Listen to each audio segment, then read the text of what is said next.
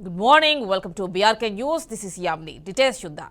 రాజధాని అమరావతిలో jungle clearance పనులు ప్రారంభమయ్యాయి. మంత్రి నారాయణ ఈ పనులను ప్రారంభించారు. మొత్తం 58,000 ఎకరాల్లో ఉన్న తుంబ ముళ్ల కంపలను నెల రోజుల్లో తొలగించేలా ప్రభుత్వం ఏర్పాట్లు చేసింది. ఇందులో 36 కోట్ల రూపాయలు ఖర్చవుతుందని మంత్రి నారాయణ తెలిపారు.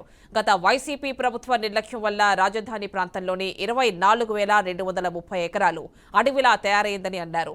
దీంతో వాటిని తొలగించాల్సి వస్తోందని, ప్రభుత్వంపై మరింత ఆర్థిక భారం పడిందని అన్నారు. అలాగే ఇక్కడే మెటీరియల్ దొంగల పాలైందన్నారు.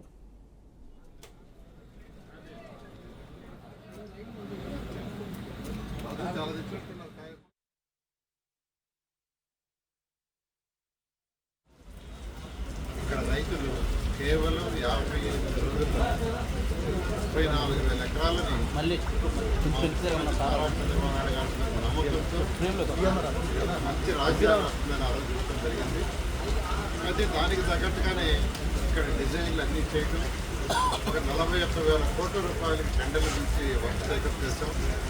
అయితే 2019లో ప్రభుత్వం పోవటం వల్ల గత 5 సంవత్సరాల్లో వైసీపీ ప్రభుత్వం 3 ముక్కలాట ఆడింది. విశాఖపట్నం అని ఇక్కడ చాలా సంతోషకరమైన రోజు.